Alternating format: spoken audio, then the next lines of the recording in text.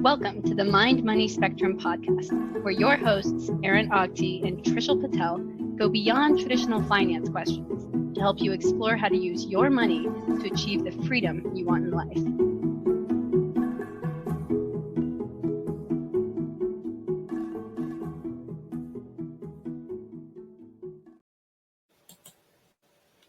Hi, my name is Aaron Agti. I'm a financial advisor in the Bay Area, and I'm here with Trishul Patel, a wealth manager on the East Coast.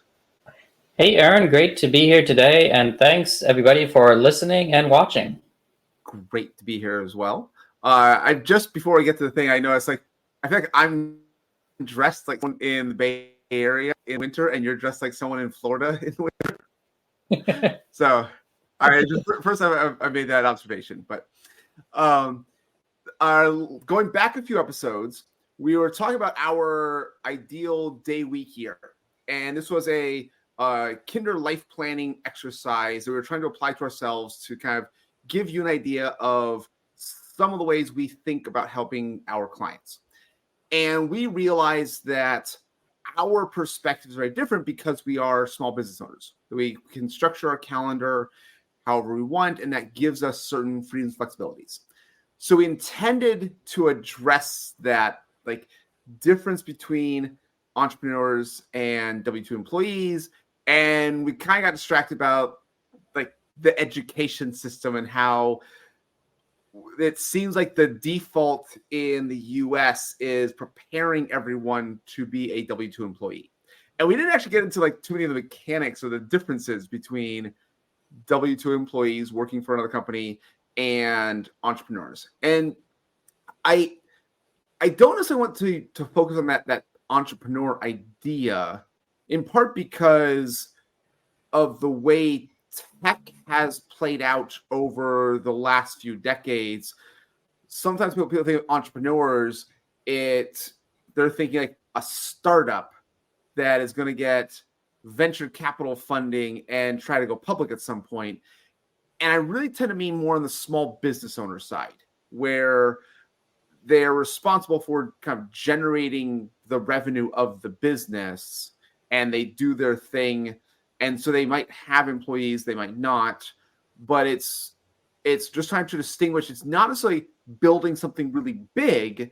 It's just the lifestyle differences that W-2 employees employees of other organizations have responsibilities and small business owners don't. So I think that's kind of what I think of when I try to think of those differences. And I hope or wonder if we'll be able to get back to relating some of that ideal day, week, year stuff to how W-2 employees could implement some of that idea, especially relating conversations that we've had with clients. But we don't know if we'll have time. We'll see where we go. So starting off with that idea, maybe not entrepreneur, but just that employee versus small business owner. What are some of the things that you were thinking of? Again, it's kind of distinct, you have a great ideal day, week, year for you, but not all W-2 employees who have a regular schedule can do. I guess that's actually one of the things to talk about. Not everyone has a 9-to-5 job. There are some non-traditional work time frames that are still W-2 employees. So what's there that you want to get started with, of the difference between employee versus small business owner? Well, I think I would broaden that distinction of small business owner to include an umbrella category of individuals that are essentially self-employed, meaning you're not. Yeah, right. So you're not necessarily a small business owner in the traditional sense where you have a shop and people come in and go. You could just be a 1099 worker who is freelancing and doing some sort of side hustle, something like that. It's less formal than a small business with a sign and, come meet me. In fact, you could be working for the same employer as a 1099 versus a W-2, meaning the job can be very similar in nature, but there's certain subtle differences to think about, which is what we'll kind of get into. Okay, I love this because I'm already thinking of like another example where even within the financial advisory space, there are a large number of jobs for financial advisors where they are W-2 employees of a larger organization, but because they are responsible for generating revenue, that they're on the business development side and serving clients, they have the control of their schedule in the same way that a self-employed or small business owner might be, even though they're also W-2 employees. They still get a payout structure. And so I think that might be one of the distinctions we're trying to get to. And I've seen others that are in sales that if they kind of produce enough results to satisfy whatever their job expectations are, they're given a lot of flexibility in terms of their hours, I guess I'd say. I've seen with engineers that if they are producing well enough that the boss doesn't necessarily care what time they work. And I know some, like, they'll work from 10 a.m. to 2 p.m. and then again from 10 p.m. to 1 a.m.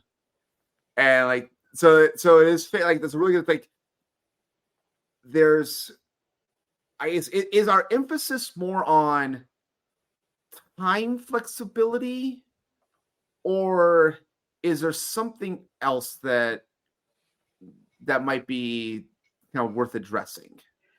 Right. So I think maybe we just start with a few definitions to help carve out some of these things, and then we can navigate the landscape that way. So for example, in the traditional sense, a W-2 employee is somebody who has a regular position where somebody tells them, where they're supposed to show up on a regular basis. They have a set number of hours in terms of obligation, and it comes with benefits. So the notion behind the whole W-2 and creation is that you want to have some sort of system that allows individuals to make a commitment to work for a business, but also, given that they've made that commitment, they get certain obligations from the business that provide a sense of stability. And that's where these types of benefits come into play, meaning the business helps them handle their healthcare and their retirement plan and their time off, vacation days. And, these days you can see kind of Cadillac plans for W-2 employees that include legal assistance and childcare and, all cafeteria plans and all the different things that you can kind of think of to make that employee stable in his position so that he can focus on the job. And, that probably grew out of a desire for stability, where in the past, before this concept was common, you basically had everybody for themselves. And if an employer wanted people to work for them, they'd pull them in, and they could potentially, just let them go without certain obligations, or they could shift the character of the work without certain constraints and things like that. And also, when you're committed to an employer, there might be certain things that you need to get figured out that are just challenging to do if you're relocating to a different state or to even a different part of the country, where the employer can help streamline the process. So there's certain mutual benefits that might come from that type of understanding. On the flip side, in the traditional sense today, one common distinction you have between W-2 is this notion of a 1099 employee.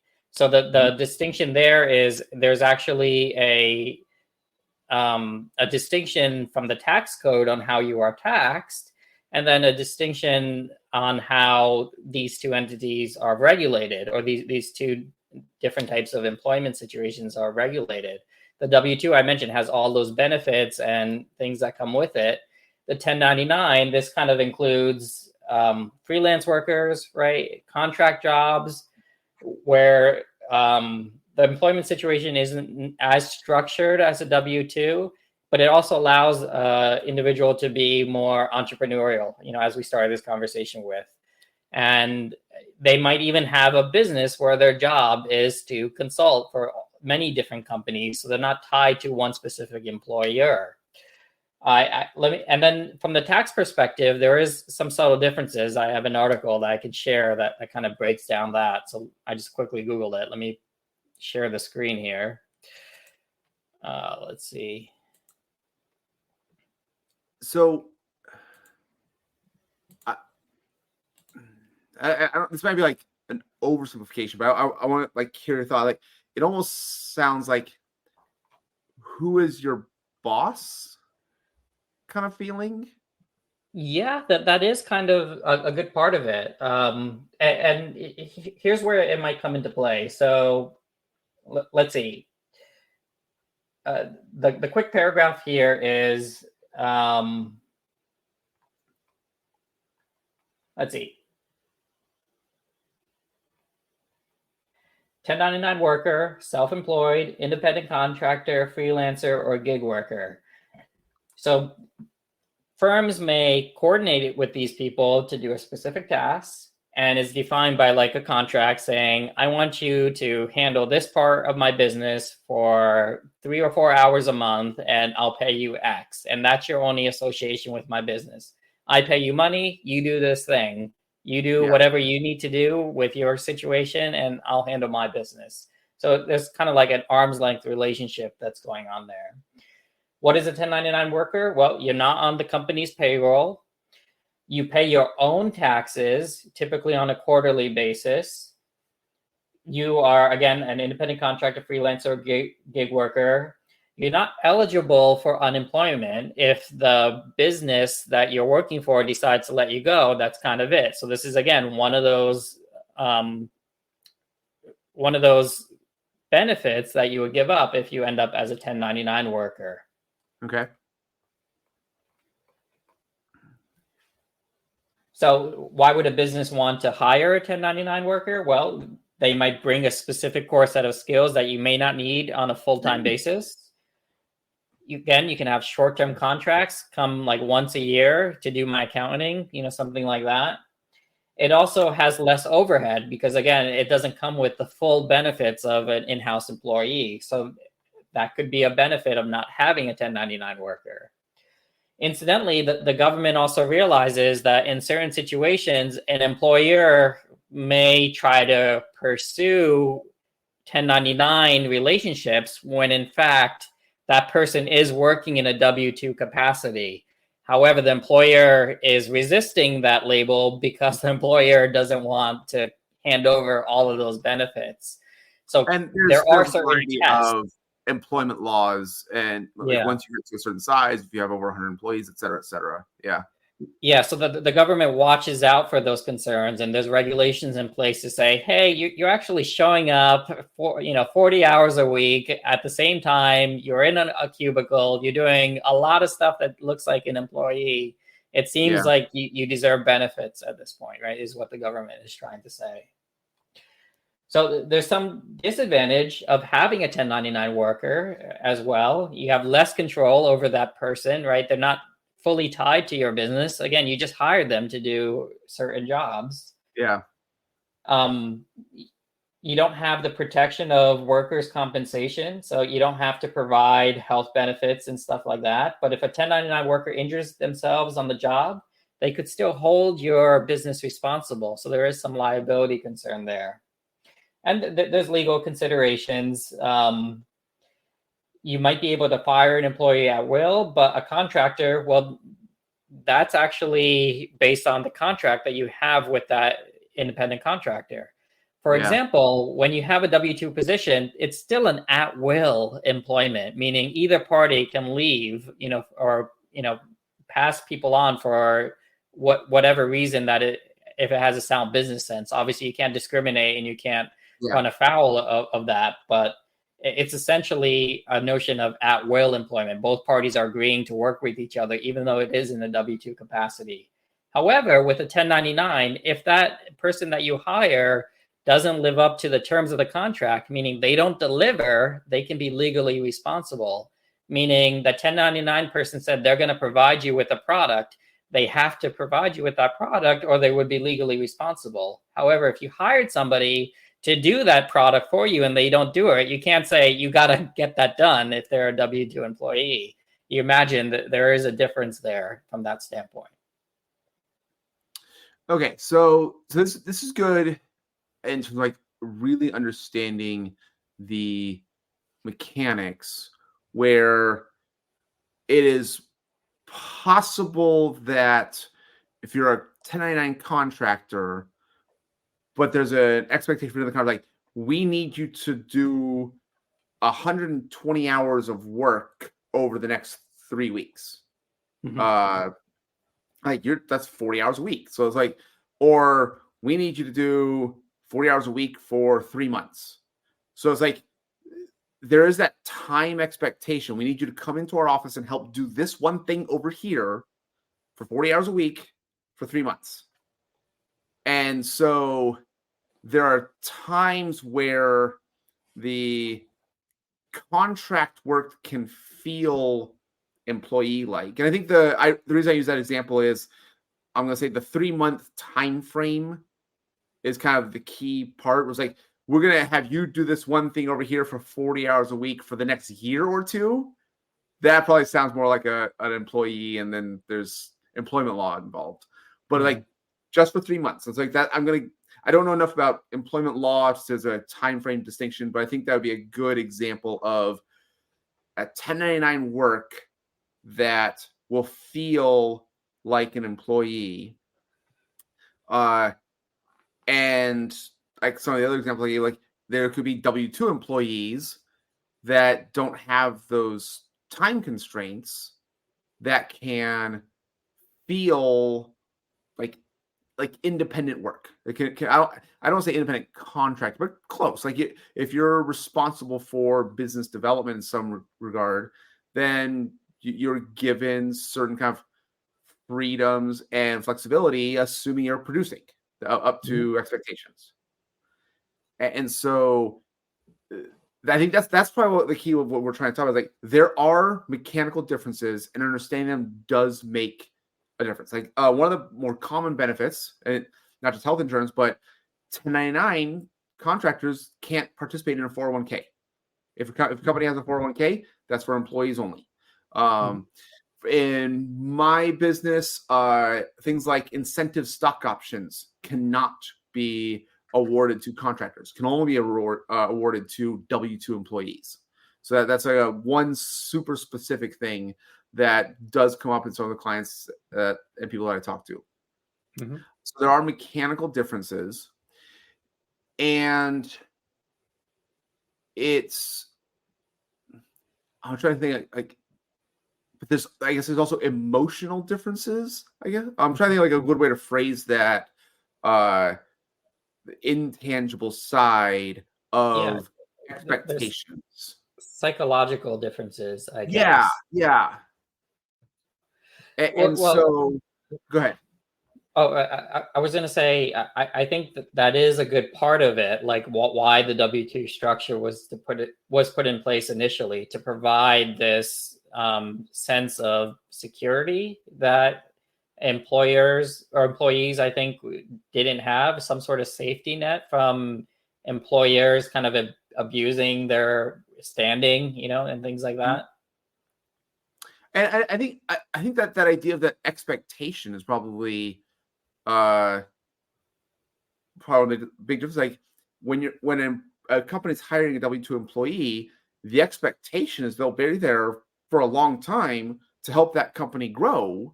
And it's possible the role changes as the company grows. So that it's possible that there's either opportunities for advancements or there's new projects, but there's this intent of like a mutual alignment of like, we both want the company to grow so that I have that long-term stable employment that grows either with inflation or promotions, and business owners, whether it's privately held or a public traded company, the stock price in this case would also grow as well. And so there's that mutual alignment on a long-term expectation basis. I don't think that would apply to a contract work. I think that's, but I think it does apply to the W-2 employees that have that time flexibility, I guess I say. Does that sound fair? I'm trying to think of any other like counter examples of W-2 employees that either don't have the structure, but they still have that long-term alignment, or they have like misaligned incentives. I'm trying to think of other counter examples. Yeah. Where they contract work, it's like the contractor doesn't care if the company grows because I'm gone in 3 months anyways, or I'm only doing this one thing anyways, and they're paying me for my time. Yeah, I mean, this is, again, one of those things. It's a spectrum, right? And some things are going to be very clear, but there's going to be many cases where things feel like one, but could be the other. And I'm sure there's plenty of examples. You did mention, for example, if you're in a more sales type of role or more commissions type of role, you may not even have to show up to a job, right? As long as you hit your numbers, no matter how you do it, that might be all that matters. However, from the standpoint of the business, you're their employee. They control your salary and your base, at least, and then the performance and your growth within the firm is also tied to how well you do. And the notion is it's a long-term relationship. One of the key distinctions, as we both alluded to, is typically W-2 is considered more of a full-time notion, whereas the self-employment or independent contractor or 1099 could be more of a part-time, or many part-times, summed together is your employment situation. So that could all end up being there. I'll just share another bullet point or two, from that same article. Let me kind of throw it up there. So for a W-2 worker, as we mentioned, you are on the payroll. Your taxes are withheld from you versus you having to pay them like quarterly. Yeah. So, just logistically, there's a difference there. Again, it's more full-time in nature, and you're eligible for unemployment. So unemployment programs were set up primarily to protect full-time workers who are tying themselves to a business, realizing that if that business goes under, then or they need to get laid off for certain reasons, some sort of safety net would be sensible. So basically, from your paycheck, you pay into you pay a certain amount each month or per pay period into unemployment as an insurance type of program, typically run by the state. And then again, if you end up in an unemployed situation that qualifies, then you receive funds to help subsidize your living situation until you can regain employment elsewhere. I just feel like that might be one of the key distinctions that the eligible for unemployment and not eligible for unemployment. Like when I think of W-2 employee and like long-term secure employment, I was influenced by something that I believe Alan Moore from XYPN had said of when you have a job, like one person or company is in charge of 100% of your income. So you can go from 100% to zero. And if you start your own business, if I lose a client, whether it's kind of bad work, they just move on, I still have the rest of my clients. So like there's some like fluctuations, but as long as I'm doing a good job, I don't have as much risk to my income. But I think that difference is when I started, I wasn't eligible for unemployment. Like I was getting nothing for a while. But the full-time employees, the W-2 employees, if they start and they get laid off, they have that unemployment. It's not going from 100 to 0. It is that safety net idea that gives them time to find their next job. And I had not thought of unemployment as like a key part of being a W-2 employee, but that might be one of those big distinctions. Is that does give you that bridge to go from one job to the next without kind of being too on your own. Well, okay, so I guess we put enough out there for me to climb on a soapbox for a little bit. Okay. So My high level take between the two options, being self-employed versus W-2, is I think the W-2, the sacrifice is convenience of having to work things out on your own, right? So with the W-2, you get all of these things spelled out for you and decided for you. Whereas with a 1099 or self-employment situation, you have to figure them out on their own. I think that's the main benefit.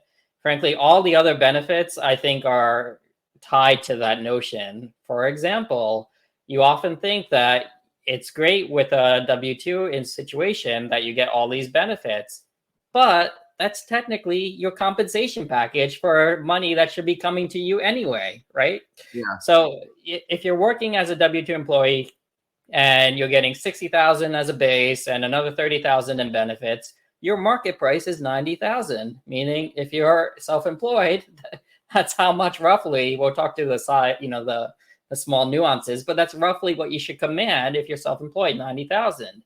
But the difference is you need to figure out those benefits from that 90,000 yourself.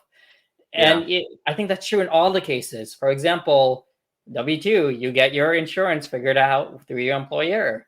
The benefit there is the employer gets to sign up for a group plan, so they get to come up with a plan with many individuals in the firm to hopefully get a better competitive rate than they would otherwise. I happen to think that's a regulatory capture issue where insurance companies love that it works that way and that you are tied to your employer. But I think it produces the most inefficient healthcare system on the planet, which we've talked about at length. So I don't think it's a great benefit, but it does hurt the independent contractor or self-employed individual who needs to go out on their own to shop around for insurance because he doesn't have a large pool to compete on price. Unfortunately, that's a regulation issue in my mind. The system isn't set up properly to allow for that, but I think that's just the facts of the matter. Other things like the unemployment insurance that you just mentioned, yes, you could pay into the unemployment insurance program, which you are required to do it when you're an employee with a W-2 position. However, you could self-insure for the same types of issues that could come up if you are self-employed, meaning you could put away a certain amount. You could buy some sort of even policy, I bet, to handle that type of situation. So I don't think any of the benefits that you get as a W-2 employer couldn't be gotten otherwise, but it's going to take more work to figure out. Now that you say that, this is like, I have to check with my CPA and I'm not and or the payroll. I'm not sure. But I have an LLC. I actually do pay myself a salary, because part of the rules of LLC, I have to pay myself, the employee, a reasonable salary for the work that I do. From that salary, Social Security, payroll taxes, and I haven't actually checked my own paycheck or my own pay stub. It's possible that part of my income is contributing to unemployment insurance. Possibly. And what I'd also say is there are de minimis requirements if we're needing to do that, but you can look into that. What I'd say is real quick. You go ahead. That's fine. I'll continue pontificating for a bit. But the notion is, with unemployment insurance specifically, it's not a panacea of if anything goes wrong with your employment situation, you get it. There are and depending on the state you live in, the restrictions can be pretty heavy. And the amount that you can get, depending on your income level, may not be nearly enough to cover what you would like. And it doesn't last forever either. Now, I know a lot of these rules were changed over COVID, but that this was basically the government stepping in to subsidize state-run unemployment programs. However, the next time around, it could be vastly different.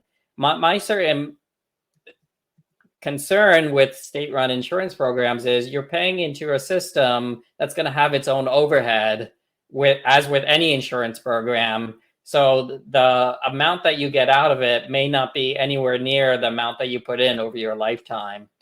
So self-insuring in that type of situation, if you have an emergency fund, that's kind of what that's for, right? That's your unemployment insurance for when things happen, especially if unemployment insurance doesn't cover that situation. Okay, so you know what? I don't actually know where I am paying into California SDI, but I think that's the state disability insurance. Yeah, right. So disability, right? All of these other benefits that you could get, this is stuff that you could potentially get on your own. Some of these things, as I mentioned, unfortunately, the way the insurance programs are set up, it's harder to do as a self-employed individual. Again, I think that's just a regulation issue that the US isn't looking forward to overcoming anytime soon. So I think, I'm not an employment lawyer, or regulator, Greystone, the employer, does pay into the California State Unemployment Insurance Program. Okay. So the employer pays the unemployment insurance premiums like via that little tax. Yeah. So I think for the level I'm paying myself as a salary, I am contributing to unemployment insurance. So I am eligible based on that salary. Yeah. I'll make another nuanced distinction. A lot of these benefits, there is a difference between the W-2 and 1099 on who pays, the employer or the employee. Yeah. My point here as well is, in the end, the employee pays for everything because it's out of his compensation. Out of market compensation. Yeah. It's all fungible, meaning if the employer is paying $10,000 on benefits on your behalf, that's out of the total package that the employer assigned to your situation. Just because it goes from his paycheck instead of from your paycheck is semantics in my mind. So it's not like you get free money for a benefit. Our example is that exact example. Like, I have my business revenue, the business paying the unemployment rate versus my personal W-2 salary paying that doesn't matter for me because I'm the only employee of this business. Right. Yeah. And there's subtle distinctions between how a benefit gets paid from a tax purpose, right? Who gets to claim the deduction, so that can make a difference. However, two things: when you're self-employed, you get more flexibility in that distinction, right? And also, when you're the employer, you get more flexibility in that distinction, so that when you provide the benefits, that benefit gets deducted as an expense on your business income rather than on the, so that there's many things that you can play around with that distinction. But again, at the end of the day, I think all of this just ends up being the compensation that's earmarked for this individual. So it's not like it's a free lunch either way. Okay. So I completely agree. I'm going to take this in a totally different direction. Because when I was thinking about this W-2 versus self-employed idea, when I thought about that psychological expectation thing, one of the first things that came to mind was some of the work I do with SCI. And this has gone back for more than a decade. And the work I did as an employee at my prior firm and the employees at SCI that I worked with, I would have a question on the investment, something I needed an answer. I would email the contact at SCI because they're on the East Coast. A lot of times they get back to me the next day. And okay, based on what they answered, okay, here's my next question. And I get back the next day. So it's like a 2 to 4 day turnaround to try and figure this thing out. If a client asked me a question, or the advisors, my bosses at my prior firm asked me a question, not only would I figure out the answer to that specific question, but I would anticipate what their next question is going to be based on that answer. And I would look up that and prepare that answer as well.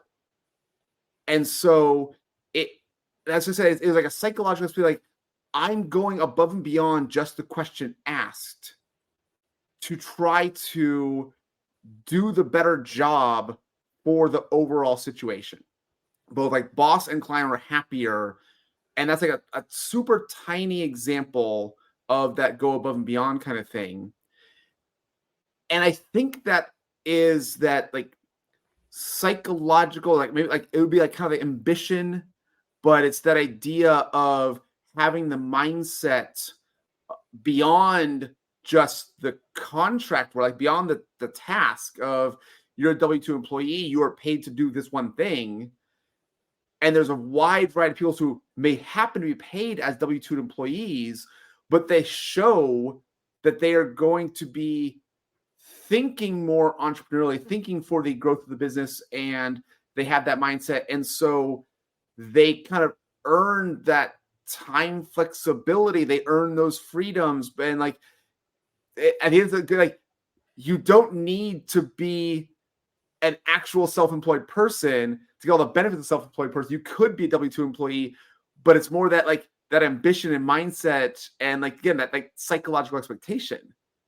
Like I was not aware like the mechanics of starting a business, starting an LLC. I had to look that up and figure it out. But again, like you said, it was all the other stuff, like having that mindset of figuring it out versus, oh, someone else is going to take care of like my health insurance, my 401k, my disability insurance. All I got to do is sign here and they'll take care of it. Oh man, that is so easy. Why is it ever going to do this? Like, I think there's something there. It's so funny. Like, do you have the mindset that you're going to figure it out for yourself? Yeah, and this comes back to our initial conversation that probably led us down this path. But the notion of, being more intrinsically motivated to figure things out, or extrinsically motivated to follow what's been told to you and meeting, check boxes so that you advance on your next review or you get the bonus at the end of the year, right? And even in the W-2 situation where you noted that you can have a mindset of being more self-employed, I think that does occur in many cases when an employee is incentivized with options, right? And percentages and points and partnership, right? The notion is you're giving an employee the motivation to think like an employer. That's why you're giving them the options. You want them to think of the best interests of the company as well as the best interests of their personal situation, realizing by doing that, you can probably grow the pie better. If somebody who's thinking about the next question, is incentivized by the business growing, then they'll more likely do that. And I think, yep. I have a slight pushback. I think that the person who's thinking about the next question, they are intrinsically motivated, that they'll probably do the work. But if the employer can't provide that incentive-based system of growth and or promotion, they'll leave the company for another employer who will. Mm-hmm. And so I think the employee will still do the good work, but if the employer wants to keep that good worker, they have to provide those growth opportunities. Or the employee will freelance, right? They'll find something where they can leverage that capability on their own. Yes. Yeah. Yeah. I'd say market forces will help take care of that. Yes. And so like the thing I think I wrote down here, like again, like the psychology I think is going to be amazing, but I can imagine that when a W-2 worker who clocks in, clocks out, they do a good job, they're happier with their work, when they leave at the end of the day, they don't think about work. And that is freeing and calming and has a lot of psychological benefits, that there's less stress, there's kind of less concern, they get to do the things they like with their free time. But those that are like growth oriented and have that mindset, whether it's self-employed or W-2 employees, they're thinking about the problems at work the next day during their off time. Yeah. And it's like, I would not, again, I'd be curious to see a little more research on like the psychology of that. Like, I know people who do a really good job, and when they clock out, they don't worry about what's going on. Mm-hmm. And they don't, like, they're not being paid to think about it in their off time. So they live a happy life. They get to do the things they enjoy. They don't have to worry about figuring out health insurance and saving in 401k. Like a lot of that stuff's taken care of. They do a good job. They're happy. They have plenty of time for their hobbies. They like the structure that is like calming to them. They don't have to deal with ups and downs of different business cycles. They do a good job and they're happy, and they're a W-2 employee with like they can't take a random Tuesday off to go hiking in the woods, or they can because they have vacation days. Like I'm going to take next Tuesday off, and that's one of my 3 weeks of vacation. That's one of my 21 days of vacation. Yeah. So I think it's interesting because there can certainly be situations where there's a level of unintended consequences such that it feels the exact opposite. For example, I've seen many situations where, in my career, even frankly, where we're all W-2 workers, we're all working more than 40 hours, 50, 60 is, it says in the contract 40, but we may require you to work nights and weekends on an as needed, probably every day basis, right? Oh, you have unlimited vacations, but nobody takes any, right? So, okay. So that it's interesting because these benefits, right? Quote, air quotes. Oh, I can even do that. are put in place to provide that notion of flexibility. But many times, if you have a W-2 employee and you have a 1099 worker and you have 80 hours of work and you have 2 people, you might as well give 60 to the W-2 because 20 of that you don't have to pay for, right? So, okay. I think there's a good Twitter I follow. I think I might get the name of it. I think it's like F Did I Quit? And it's just kind of like pointing out the ways that there's a lot of bad employers in our country. Yeah. I think this is why at-will employment goes both ways. Yeah. That if you're a bad employer, you're going to have trouble keeping the good employees. It's like, if you keep giving them all 60 hours, it's like, why would you work there?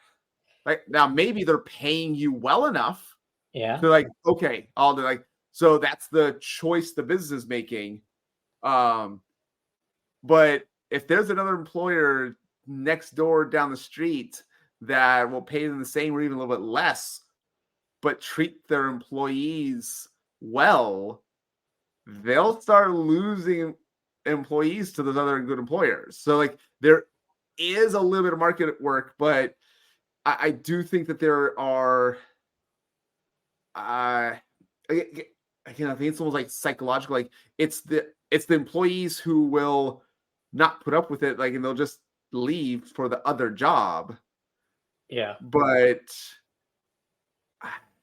I guess that's why employment law and regulations exist, because it is at will, right? And it's a free country. You're not tied down. I think it may be also industry specific, like hedge fund industry. You're just signing up for it, and you know what you're getting into. You're gonna have to work long, hard hours, and it's gonna take a commitment that's far beyond what it says in the black and white, and you'll be compensated for it, right? That's all part of the nudge, wink, wink type of arrangement.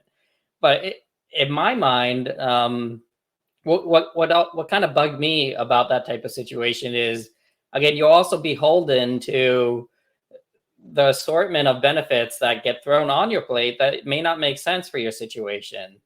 Often when you join a larger company and you're young, yes, you get a group health care plan, but you're a young, healthy person. You're basically subsidizing the older people in the company. So that's not actually a benefit you'd sign up for if you had the choice. There's also many types of benefits that you just don't care about. Why does a 22-year-old with no dependents need a $500,000 life insurance policy, through their employer? So there's many things where that's money that you would not spend on your own and put the effort into paying out on, but it's coming out of your pocket, whether you like it or not. Yeah. When it comes to the 401k plan, I remember when I my first job out of school, the company was a small business. I've only worked for small businesses. They didn't have a 401k plan. They finally got one in, like in my second year. They come in, they pitch the plan, and I saw it was all actively managed funds with high fees. And they said they had an open architecture. As they were leaving, I held up my hand. I'm like, where's the index funds? Like, can't I invest in like an S&P index? And they're like, oh yeah, sure. We have an open architecture. We can do whatever you want. And they left and disappeared for about 6 months. I kept on them, month after month saying, all right, let's get this on the platform. Let's get this on. Yeah. I had to bug them for at least 6 months after I resigned to get them on the platform, just because I didn't want to give it up for the people who were still there. That's the mindset thing. That's like, you are no longer there. You can roll over your 401k to an IRA and invest those index funds, but you still like wanted to get the problem fixed. Yeah, but my point is, the employees there, it was a financial services company, but we were building software for banks, not really investment related. Nobody else would have probably even brought up the issue that whole time. And all of a sudden you have 100, 50 to 100 people in a substandard plan, in my opinion, where they could have been doing far better, but now they're beholden to the employer who chose that plan. Why did the employer choose that plan? Because by choosing a plan with high fees, the employer expenses are lower. That's how it works. It was passing the cost to the employees where exactly. And it's for the business, and it's into the expense ratios. Yeah. Yeah, and here's a situation where the employee would gladly save 1,000 to pass on 10,000 to, right? Why not? Because they can, and it happens all the time. This is a little pet peeve of mine because I've seen it way too many times in the past. Even at the hedge fund, the HR department went out and found their own 401k plan provider, and I raised my hand again. I'm like, where is it? And the moment I did that, the CEO looked at me and realized what I was doing. And the 401k plan was gone the next day. They found something else. But here's the distinction, right? You had mentioned if you're a 1099, you can't participate in the employer's plan. I say, great, we'll start one for you on your own. We'll set up a solo 401k, right? That's what I do for my clients. And we can have a very cost-effective plan that allows you to put in as much as possible for, a fraction of what your employer is probably paying for that full board plan. Yeah. Okay. Yeah. Okay.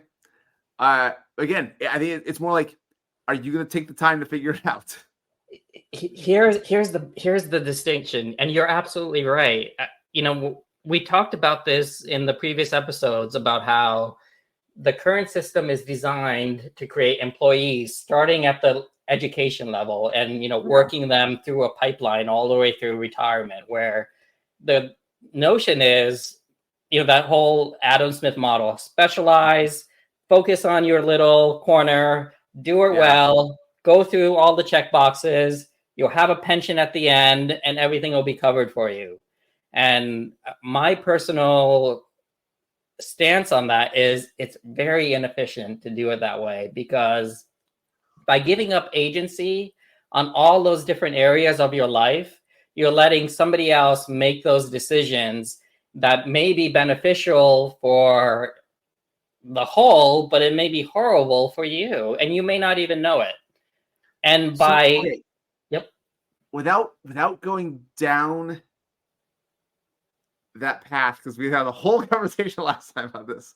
I guess it's more like a chicken and the egg kind of question of like, do you think if there was an education system that taught that independence and that more entrepreneurial, self-directed mindset early? So let's say that does exist. Do you think there will be more people who will have the mindset of, I want to figure it out for myself? Or is there still a decent number of people like, my life is easier and I am happier with more structure in place? I certainly think it's a former. Here's why. I think there was a sliver in time where that model of going through the check boxes in education, getting the W-2 job, staying in the same company for 30 years, getting that pension, and then, dying happily with, your 2-bedroom house and 2 kids in college and all of that made a lot of sense. I feel like the way society is set up now, a lot of that is just so hard to do. You don't stay in the same job for 30 years. You have to be entrepreneurial in your mindset, realizing that, frankly, the market rewards you for switching every 2 or 3 years. Yeah. Also, there's a lot of things in your life that you are given agency to handle, where if you don't have that experience, it's not going to lead to great outcomes. I tell my clients, whether you like it or not, your household is a business, right? And you're managing your expenses and your income to create assets and build wealth, just like a business. If you don't have a clear understanding of how that works, you're giving up so much on the top end. So whether you like it or not, you're running a self-employment business, right? And if by not understanding how taxes work, by not understanding how the financial system works, by giving agency away to all of these different areas in your life that are, in my opinion, pretty critical, you're giving up so much. And that begins with this understanding of, not being an employee, not having that employee mindset of having everything else figured out for you. So at the end of the day, I think by changing that focus, it would change a lot.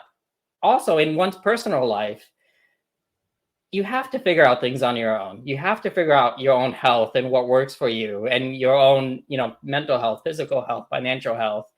If you leave that to your employer or some outside force, it may not get the light of day that it deserves. It may get the short end of the stick. Okay, so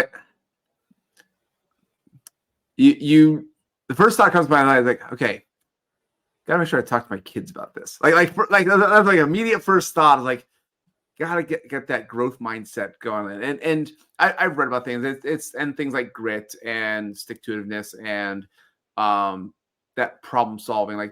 And my wife and I talked about, like, okay, what's the next question that we're gonna ask? Like, so there's definitely something there. I agree with that. Second thought was, I think it was Peter Thiel was funding something like, I'll pay you $200 $100,000 to not go to college or something like that if you try and start a business or something like that. He's saying, like, college applicants who are qualified enough to get in, but trying to, like, give them the money first. I think we had the conversation, like, if a private college costs $250,000, like, would you rather have $1 million to start a business or a 4-year degree from Harvard? Mm-hmm. That it's because I still don't know. I'm there's still like, I'm still thinking like networking effects kind of thing, but I'm more and more, I won't say on board, but like, this Trishul keeps saying this one thing, like, he keeps making sense.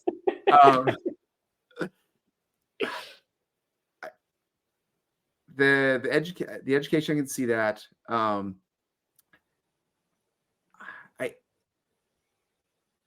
guess it's I know how nice it can be, like, if someone's taking care of something for, like having that structure, having to remove, like, I don't want to have to make every decision. And my wife and I talk about, like, there's like just a mental exhaustion at the end of the day, especially being parents, of answering so many questions from 3 kids who like literally they're asking a question while I'm answering the first one. Second one asks a question. I remember that question. I was answering the third one asked the question. It's like, I'm now like have a mental queue of 4 questions in my head while I'm still answering the first one. And like that kind of thing just gets exhausting. Like, but those are all like good traits that I want my kids to have. And so when it gets to the end of the day, it's like, what do you want for dinner? Like, I don't care if you choose, I'll make it. And neither of us wants to choose. We would both rather make dinner as long as we didn't have to decide what dinner was.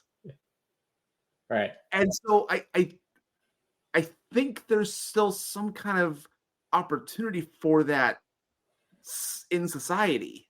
Yeah, there must be, but I feel like it's such a double-edged sword. I feel like there's an idealization, right? That here's how it's supposed to work, but frankly, I think whether we like it or not, the world is going to force this change on everyone, right? I think the like current economic environment is like employers extracting value from employees. Yeah. And like that super old economic model that makes sense. Like the incentive for a company to hire an employee is if I can pay this employee $20 an hour, but the work they do as part of this organization provides $25 an hour of value, then like the company grows. And so the good employers will figure out, okay, if I can pay these two people $20 an hour and together they're producing $52 in like value, like there's this like synergy of their work. Yeah. The company grows and both employees are happy. The bad employers like, okay, if I can get $25, but I can pay this other person $19 per hour, I'm going to do that. It's a lot easier to like screw the employee than to figure out how to get those two working together well. Here's how environment we're in. Here's how I personally see it. If you're looking for a job where you can slim under the radar and somehow get by with minimal effort and freelance on the side or something like that, W-2 seems like a good deal. Basically, you're getting more out of the company than they're getting from you.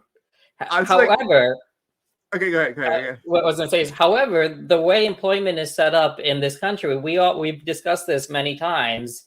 The employer is going to squeeze out as much as they possibly can on you, such that no matter how much the performance of the company increases, your wages adjusted for inflation will not go up. Yeah.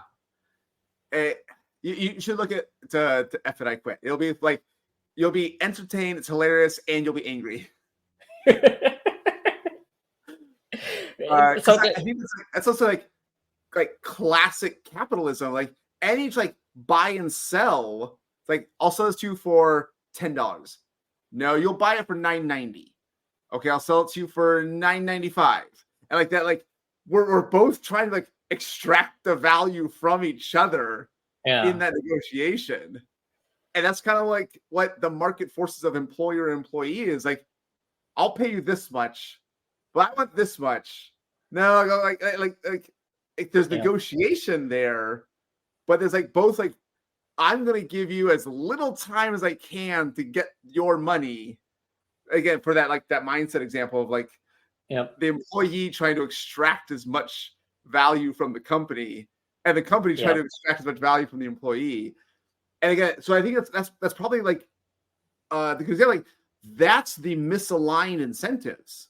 Neither of them are trying to align that relationship to be for their both benefits. I think so. I think there's a lot of good examples where when those incentives are aligned, both work out. But there's too many people who I want all the reward for the work that these employees do, and sometimes it's just like stockholders. Stockholders don't necessarily care about like the like lunch in the lunchroom. Yeah, like they say, we're paying how much in lunch? Like that affects the stock price. And so I think there's something there, but this is just like, it sounds like classic capitalism. It is.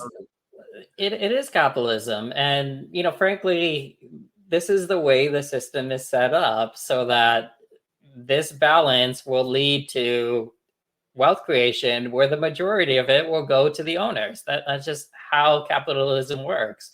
employees can be incentivized by, like we said, becoming owners in some capacity, whether it's de minimis or not, that can help. But that's the way the system is set up. And, I think the trade-off of being an employee, just to sum things up a little bit, is you're basically giving up top end for security, right? You're giving up some of the pie for the feeling of being safe. Kind of like the reason why you might buy an insurance policy. I think that's actually a good phrase, a very important distinction, because you're not necessarily giving up top end for security. You're giving up top end for the feeling of being safe. Yes, that's a big notion there, right? It's that feeling, right? We know there's many cases where if you think about it in practice, the self-insurance route might be sensible. The last point I just want to make before we run to the end of the clock, Aaron and I are trying to race through a meeting while we're perpetually going over our time expounded time limit. But again, just that notion of, I think the world is changing to the point where it may not even make sense to have employees anymore, or being the employee and following that mindset of, I'm going to follow the check boxes and hope things work out. We even mentioned the notion that the job market is changing so quickly that job you go to school for may not exist by the time you graduate. So you need to have some sort of mindset of being able to adjust to do what's best for your situation, rather than letting that be decided in advance or by some other agent beside yourself. And I actually do think like Obamacare, the Affordable Care Act, is going to be one of those like time and history decisions where, by unlinking health insurance from your employer, I think that's going to be one of those little catalysts that will have big ripple effects over generations. Because we saw the exact opposite happen during World War II. Like we've talked about that history. Like that's when they started being linked together. And so that's been it did not exist in the 1930s. It's just like the 1950s till now, like until the mid 2010s. And so I think that we're going to see, that's going to be one of those things. So, okay.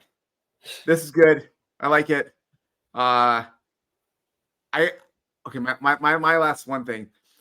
I still feel like right now, I'm not trying to teach my kids to upset the system. I'm trying to teach them to play the game, if that makes sense. What do you mean by upset the system? They're still going to go to college, but I'm going to be, they're still going to go to college, but I'm going to make sure to teach them how to invest in real estate, save early, like extract everything you can from your employer, negotiate this. Like I'm going to make sure that like they understand the game well enough to own a variety of assets. My optimistic end note is I think what all this means is there's ripe room for disruption, meaning I hope we don't need college anymore. I hope that kids can find a way to learn far better than they ever would with the technologies that we're creating on an individualized basis, such that they're learning better than they would at the best university on the planet for nothing. And for healthcare, I'm hoping that there's similar disruptions there, that any human can get, great medical advice for pennies on the dollar, unless it's some super cutting edge therapy. But standard medicine, I think could come down in price by leveraging all of these enhancements in technology. So, I in my mind, after energy prices, which I mentioned before, should come down on the chopping block, I think these two could as well, which would change the whole game here that we're talking about. Okay. This, as always, great conversation. Lots of fun. only went 4 minutes over the hour. Right. All right. Good stuff, Aaron. I enjoyed the conversation as well. If you're enjoying these, do like, subscribe, share, listen, and we'll see you later. Thanks everybody for listening and watching. Bye. Bye.